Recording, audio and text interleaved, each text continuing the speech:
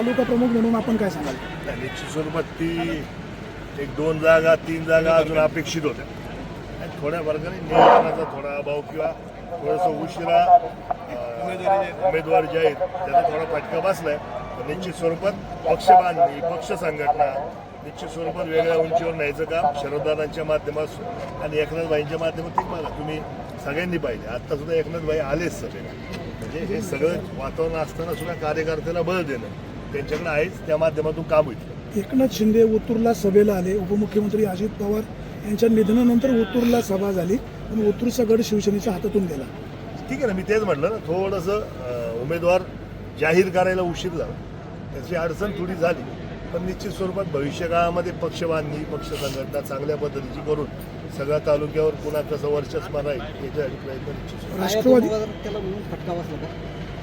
नाही, आयात उमेदवारांचा फटका असं म्हणता येणार नाही तुम्ही सगळंच, पण काही गोष्टी मी तेच सांगतो. थोडा जो वेळ पहिला जो स्पेस आपल्याला गेला की शेवटच्या क्षणी उमेदवार आपल्याला जाहीर करावे लागले काही बाबतीत. माऊली खंडागळे यांच्या पत्नीचा पण पराभव झाला. हा ना, मोठी तसं असं वाटलं होतं की माऊलींचं सहज सहज निघून जाईल, थोडी अडचण झाली. त्याच्यामुळे ही 2 गावं त्यांना फटका बसला तो. आता 800-900 मतं कव्हर करायला या 2 गावांना सहज शक्य झालं. जुन्नर तालुक्यामध्ये 8-0 असं करणारच अशी शिवगर्जना आमदार शरद सोनवणे यांनी केली होती, परंतु घड्याळ पुढे गेलेलं आहे. ठीक आहे ना, चला ना, एखाद्या इलेक्शनला असं उलटं पालटं आलं आणि लोकांचं मॅन्डेट बदलत नाही.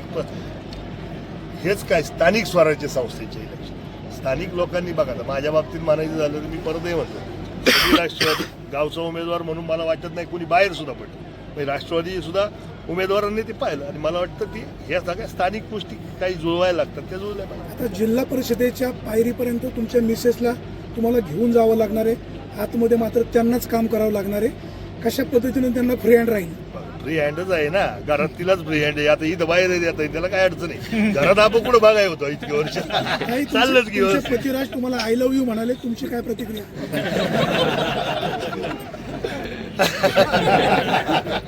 काही आनंद? थँक्यू. शुभेच्छा.